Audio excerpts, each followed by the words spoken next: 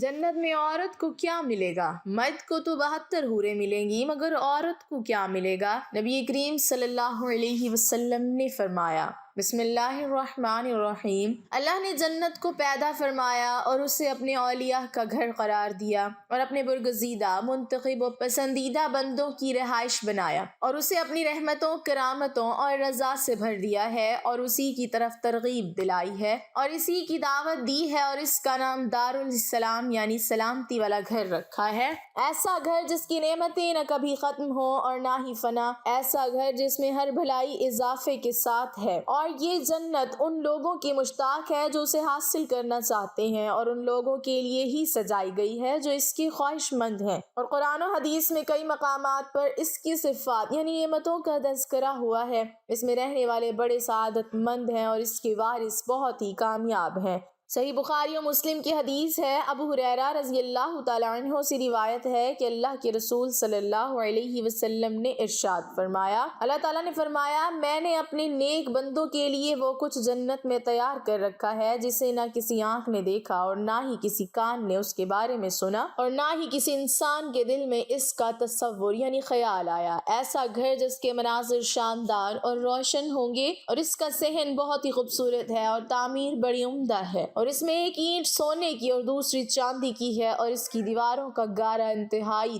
تیز کستوری کا ہے، اور اس کے پتھر ہیرے اور موتی کے ہوں گے، اور اس کی مٹی زعفران کی ہے۔ جو بھی اس میں داخل ہوگا نعمتوں میں ہوگا اور پریشان نہیں ہوگا اور ہمیشہ رہے گا، موت نہیں آئے گی، نہ اس کے کپڑے پرانے ہوں گے اور نہ ہی اس کی جوانی ختم ہوگی۔ اور سب سے پہلے ہمارے نبی اور سردار محمد صلی اللہ علیہ وسلم ہی جنت کا دروازہ کھٹکھٹائیں گے تو ان سے خازن یعنی جنت کا پہرے دار کہے گا کہ آپ کون ہیں؟ وہ جواب دیں گے محمد، تو وہ کہے گا کہ مجھے حکم دیا گیا تھا کہ آپ سے پہلے میں کسی کے لیے بھی دروازہ نہ کھولوں۔ اور جنت کے 8 دروازے ہیں اور جنت کے دروازے کے 2 پٹ کے درمیان اتنا فاصلہ ہے جتنا کہ مکہ اور ہجر کے درمیان یعنی مکہ اور بصرہ کے درمیان ہے۔ اور پہلا گروپ جو جنت میں جائے گا وہ 14ویں کے چاند کی طرح روشن ہوگا، اور جو لوگ اس کے بعد ہوں گے وہ آسمان کے سب سے زیادہ چمکدار ستارے کی مانند روشن ہوں گے۔ جنتیوں کو قضائے حاجت کی ضرورت ہی نہیں ہوگی اور نہ ہی بلغم اور تھوک آئے گا۔ ان کے کنگھے سونے کے ہوں گے اور ان کا پسینہ کستوری کی طرح خوشبو والا ہوگا،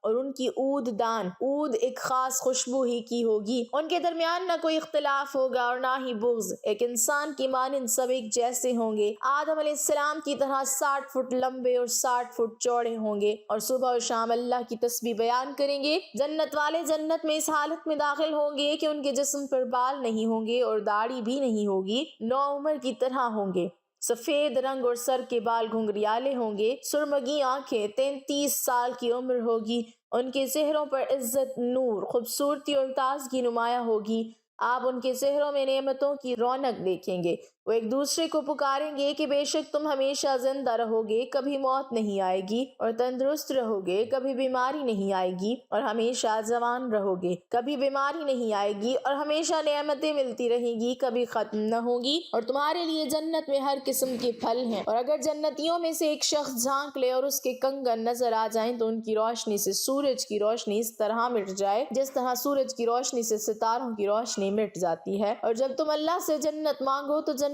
الفردوس مانگا کرو، کیونکہ وہ سب سے خوبصورت ہے اور سب سے اعلیٰ مقام پر ہے۔ اس کے اوپر رحمان کا عرش ہے اور اسی سے ہی جنت کی نہریں نکلتی ہیں، اور سب سے عظیم، میٹھی اور بہتر نہر کوثر ہے جسے اللہ نے ہمارے نبی اور سردار محمد صلی اللہ علیہ وسلم کے لیے تحفے کے طور پر تیار کر رکھا ہے۔ اسے کھوکھلے موتی کی گول عمارت سے ہی سجایا گیا ہوگا، اور اس کی مٹی بہت تیز خوشبو والی مشک کی ہوگی، اور اس کی کنکریاں بھی موتی کی ہوں گی، اور اس کا پانی دودھ سے زیادہ سفید اور شہد سے زیادہ میٹھا ہوگا۔ اس کے برتن ستاروں کی طرح اور بہت زیادہ ہوں گے۔ ایسے پرندے وہاں اڑ رہے ہوں گے جن کی گردنیں اونٹ کی گردنوں کی طرح ہوں گی، اور قیامت میں نبی علیہ السلام کی حوض کا طول و عرض ایک جیسا ہوگا۔ اس کے دونوں کناروں کے درمیان 1 مہینے کی مسافت کا فاصلہ ہوگا، یا اتنا فاصلہ ہوگا جتنا صنعاء اور مدینہ کے درمیان ہے۔ اس میں جنت سے 2 میزابیں بہ رہی ہوں گی جن سے اہل ایمان سیراب ہوں گے، اور جو ایک مرتبہ اس سے پانی پی لے گا اسے کبھی پیاس نہیں لگے گی، اور اس سے وہ لوگ دور کر دیے جائیں گے جنہوں نے اس دین کو بدل دیا، تبدیل کر دیا اور نئی باتیں گھڑ لیں۔ اور جب جنتی جنت میں چلے جائیں گے تو جنتیوں میں سب سے کم درجے والا شخص آئے گا، اس سے کہا جائے گا کہ جنت میں داخل ہو جاؤ۔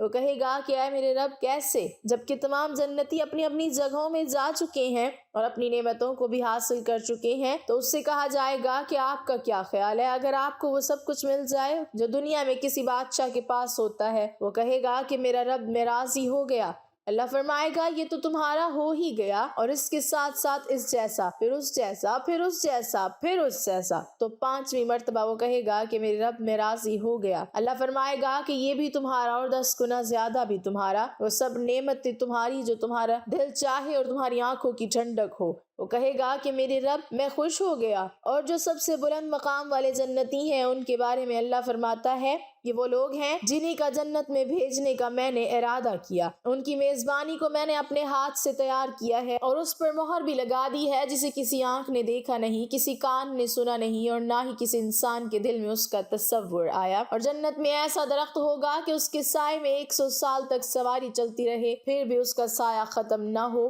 اور مومن کے لیے جنت میں ایسا خیمہ ہوگا جو ایک ہی کھوکھلے موتی کا ہوگا، جس کی لمبائی اونچائی 60 میل کی ہوگی۔ دوسرا مومن ان کے پاس آئے گا لیکن وہ ایک دوسرے کو نہیں دیکھ سکیں گے۔ اور اگر جنتی خاتون زمین میں جھانک لے تو آسمان و زمین کے درمیانی خلا کو روشن کر دے اور اسے خوشبو سے معطر کر دے، اور اس کے سر کا پردہ دنیا اور اس کی نعمتوں سے بہتر ہے، اور جنت میں کوئی کنوارا نہیں ہوگا۔ اور اللہ عز و جل جنتیوں سے فرمائے گا اے جنتیوں، وہ کہیں گے اے ہمارے رب ہم حاضر ہیں اور تیری عطا کردہ سعادتوں سے بہرور ہیں اور ہر بھلائی تیرے ہاتھ میں ہے۔ وہ فرمائے گا کیا تم سب خوش ہو؟ وہ کہیں گے ہمارے پیارے رب ہم خوش کیوں نہ ہوں، حالانکہ آپ نے تو ہمیں اتنی نعمتیں عطا کی ہیں جو کسی کو عطا نہیں کی۔ وہ فرمائے گا کہ کیا میں اس سے بھی افضل چیز آپ لوگوں کو نہ دوں؟ وہ کہیں گے کہ اس سے بڑھ کر کیا چیز ہو سکتی ہے؟ وہ فرمائے گا کہ میں اپنی رضا آپ لوگوں کے لیے جاری کر رہا ہوں اور آج کے بعد کبھی آپ لوگوں سے ناراض نہ ہوں گا۔ کتنی ہی عظیم نعمتیں ہیں اور کتنا ہی بہترین اکرام ہے،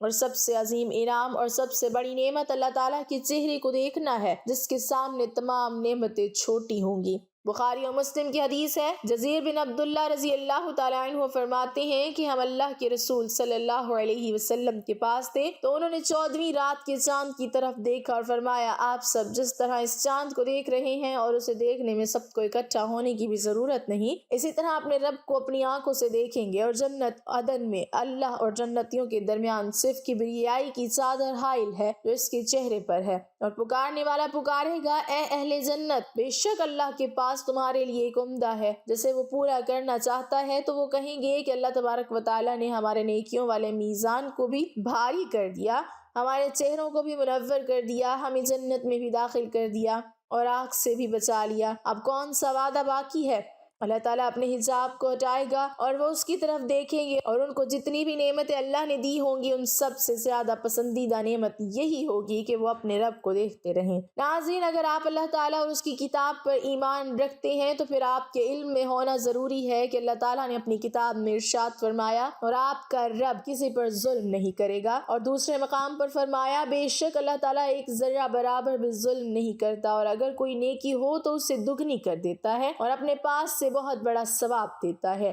اللہ تعالیٰ نے اس شریعت کو مردوں اور عورتوں کے لیے برابر نازل کیا ہے۔ قرآن کریم میں جہاں بھی مردوں کو خطاب ہے وہیں عورتوں کو بھی ہے، اور جہاں پر حکم ہے مردوں کو خطاب کیا گیا ہے اس میں عورتیں بھی داخل ہیں۔ اللہ یہ کہ کوئی ایسی دلیل ہو جہاں پر مردوں اور عورتوں کے درمیان فرق کیا گیا ہو، مثلا جہاد اور حیض اور ولی کے احکام میں فرق ہے وغیرہ، اور یہ کہ آخرت میں عورت کو جنت میں کیا بدلہ ملے گا، تو اس کے متعلق آپ کے لیے ذیل میں کچھ آیات اور احادیث پیش کی جاتی ہیں۔ ام سلمہ رضی اللہ تعالی عنہا نے نبی صلی اللہ علیہ وسلم کو کہا اے اللہ کے رسول صلی اللہ علیہ وسلم، میں نے ہجرت کے معاملے میں اللہ تعالیٰ کو عورتوں کا ذکر کرتے ہوئے نہیں سنا، تو اللہ تعالیٰ نے یہ آیت نازل فرمائی تو ان کے رب نے ان کی دعا قبول فرما لی کہ بے شک میں تم میں سے کسی کام کرنے والے کے کام کو خواہ وہ مرد ہو یا عورت ہرگز ضائع نہیں کرتا۔ تم آپس میں ایک دوسرے کے ہم جنس ہو۔ تو وہ لوگ جنہوں نے ہجرت کی اور اپنے گھروں سے نکال دیے گئے اور جنہیں میری راہ میں ایذا اور تکلیف دی گئی اور جنہوں نے جہاد کیا اور شہید کر دیے گئے، میں ضرور اور لازمی ان کی برائیاں ان سے معاف کر دوں گا، اور یقیناً انہیں ان جنتوں میں داخل کروں گا جن کے نیچے سے نہریں جاری ہیں۔ یہ اللہ تعالیٰ کی طرف سے ثواب اور اجر ہے، اور اللہ تعالیٰ کے پاس ہی بہترین ثواب ہے۔ اللہ اس آیت کی تفسیر میں فرماتے ہیں، اللہ تعالیٰ کا فرمان ہے، ان کے رب نے ان کی دعا قبول فرما لی، یعنی ان کے رب نے قبول فرما لیا، اور اللہ تعالیٰ کا یہ فرمان، بے شک میں تم میں سے کسی کام کرنے والے کے کام کو خواہ وہ مرد ہو یا عورت ہرگز ضائع نہیں کرتا۔ تو یہ اس قبولیت کی تفسیر ہے، یعنی اللہ تعالیٰ نے انہیں خبر دیتے ہوئے یہ کہا کہ وہ تم میں سے کسی کے عمل کو ضائع نہیں کرے گا، بلکہ ہر عمل کرنے والے کو چاہے وہ مرد ہو یا عورت اسے انصاف کے ساتھ پورا بدلہ دے گا۔ اور اللہ تعالیٰ کا یہ قول، تم آپس میں ایک دوسرے کے ہم جنس ہو، یعنی تم ثواب میں برابر ہو، اور اللہ تعالیٰ کا فرمان، جو مرد اور عورت بھی ایمان کی حالت میں نیک اعمال کرے تو یہی لوگ جنت میں جائیں گے، اور ان پر کھجور کی گٹھلی کے سوراخ کے برابر بھی ان پر ظلم نہیں ہوگا۔ ابن کثیر رحمۃ اللہ علیہ نے اس آیت کی تفسیر میں فرمایا ہے، اس آیت میں اللہ تعالیٰ کا اپنے بندوں، چاہے وہ مرد ہو یا عورت، ان کے اعمال کو قبول کرنے میں اللہ کا احسان اور اس کا کرم اور اس کی رحمت کا بیان ہے، لیکن اس میں شرط یہ ہے کہ بندے مومن ہوں اور انہیں اللہ تعالیٰ یقیناً جنت میں داخل کرے گا، اور ان کی نیکیوں کے بارے میں کسی ایک پر نکیر کے برابر بھی ظلم نہیں ہوگا۔ اور نکیر کھجور کی گٹھلی کے سوراخ کو کہتے ہیں، اور فرمان ربانی ہے، جو بھی اعمال صالحہ کرے، اگرچہ وہ مرد ہو یا عورت، لیکن مومن ہو، تو ہم اسے یقیناً نہایت بہتر زندگی عطا فرمائیں گے، اور ان کے نیک اعمال کا بہتر بدلہ بھی انہیں ضرور اور یقینی طور پر دیں گے۔ ابن کثیر رحمۃ اللہ علیہ اس آیت کی تفسیر میں فرماتے ہیں، اللہ تعالیٰ کی طرف سے اس شخص کے لیے یہ وعدہ ہے جو نیک اعمال کرے اور وہ عمل کتاب اللہ اور نبی صلی اللہ علیہ وسلم کی سنت کے مطابق ہونے ضروری ہے، اگرچہ یہ عمل مرد یا پھر عورت کی ہو، اور اس کے دل میں اللہ اور اس کے رسول پر ایمان ہونا ضروری ہے، اور پھر یہ عمل جس کا اسے حکم دیا گیا ہے وہ اللہ تعالیٰ کی طرف سے مشروع ہے۔ اس کی بنا پر اللہ تعالیٰ اسے دنیا میں اچھی زندگی مہیا اور اسے اس کے عمل کا آخرت میں اچھا بدلہ دے گا، اور اچھی زندگی ہر اعتبار سے راحت پر مشتمل ہے۔ ارشاد باری تعالیٰ ہے، جس نے گناہ کیا اسے تو اس کے برابر ہی سزا ملے گی، اور جس نے نیکی کی، چاہے وہ مرد ہو یا عورت، لیکن ہو مومن، تو یہ لوگ جنت میں جائیں گے اور وہاں بغیر حساب کے روزی پائیں گے۔ جنت میں جانے والے مرد و عورت پر پراگندہ خیالات و خواہشات سے پاک کر دیا جائے گا، اور تجزیے کے حصول کے تمام حلال اسباب نہ صرف میسر ہوں گے بلکہ انہیں اس کی خواہش بھی ہوگی۔ جتنی خواتین اپنے شوہروں کے ساتھ ہوں گی وہ اپنے شوہروں کی حوروں کی سردارنیاں ہوں گی، تاہم انہیں جنت میں متعدد شوہر میسر نہ ہوں گے۔ اور جو عورت شادی سے پہلے وفات پا جائے اسے جنت میں اختیار دیا جائے گا کہ جس جنتی مرد کو پسند کر لے اسی سے اس کا نکاح ہو جائے گا اور اس کے ساتھ وہ ساری زندگی بتائے گی، یا اللہ پاک اپنے قدرت سے جنت میں ان کے لیے جنتی مرد پیدا فرما دیں گے جن کے ساتھ وہ ہمیشہ رہیں گی، جسے مردوں کے لیے حوریں ہوں گی۔ نیک عورت اگر شادی شدہ ہے تو جنت میں اپنے جنتی شوہر کے ساتھ رہے گی اور شوہر کو ملنے والی حوروں کی سردار ہوگی، اور اللہ تعالیٰ اس عورت کو ان سب سے حسین و جمیل بنائیں گے، اور وہ میاں بیوی آپس میں ٹوٹ کر محبت کرنے والے ہوں گے۔ اور اگر دنیا میں عورت کی متعدد شوہر ہوں، یعنی عورت نے اپنے شوہر کے انتقال یا اس کے طلاق دینے کے بعد دوسری شادی کر لی ہو، یعنی اس عورت نے 2 یا اس سے زیادہ شادیاں کی ہوں، تو وہ جنت میں اپنے کس شوہر کے ساتھ رہے گی؟ اس بارے میں مختلف اقوال ہیں۔ نمبر 1، اس عورت کو اختیار دیا جائے گا کہ جس کے ساتھ اس کی زیادہ موافقت ہو اس کو اختیار کر لے۔ نمبر 2، وہ عورت آخری شوہر کے ساتھ رہے گی۔